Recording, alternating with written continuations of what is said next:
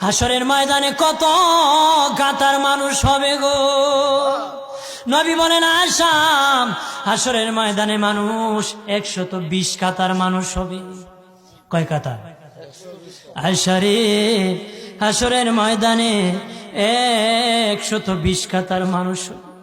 আয়েশা সিদ্দিকা বলেন ইয়া রাসূলুল্লাহ, ইয়া রাসূলুল্লাহ, আমি জানতে চাই আপনার রাসূলুল্লাহর উম্মত কত কাতার হবে? নবী বলেন আয়েশা, আমি রাসূলুল্লাহর উম্মত একাই 80 কাতার হবে।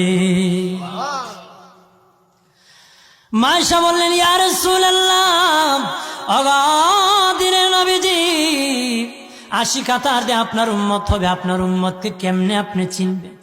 নবী বলেন আয়েশা রে, আমার উম্মতকে 3টা পরিচয় আমি চিনব। 1 নম্বর পরিচয়, আমার উম্মতের কপাল থেকে নূর চমকাবে, নূর চমকাবে। নবী বলে বাবা সাহাবীরাম, অসংখ্য ঘোড়ার মধ্যে যদি কিছু চান কপাল্লা ঘোড়া হয়, এইগুলা চিনতে বড় সহজ হয়। চান কপাল্লা ঘোড়া চিনতে বড় সহজ হয়। হাসরের ময়দানে আমার 1 প্রকার উম্মত চান কপাল্লা হবে, কপাল থেকে নূর চমকাবে, নূর চমকাবে। তখন আমি বুঝতে পারবো নূর চমকেওয়ালা তারা সবাই আমি রাসূলুল্লাহর উম্মত।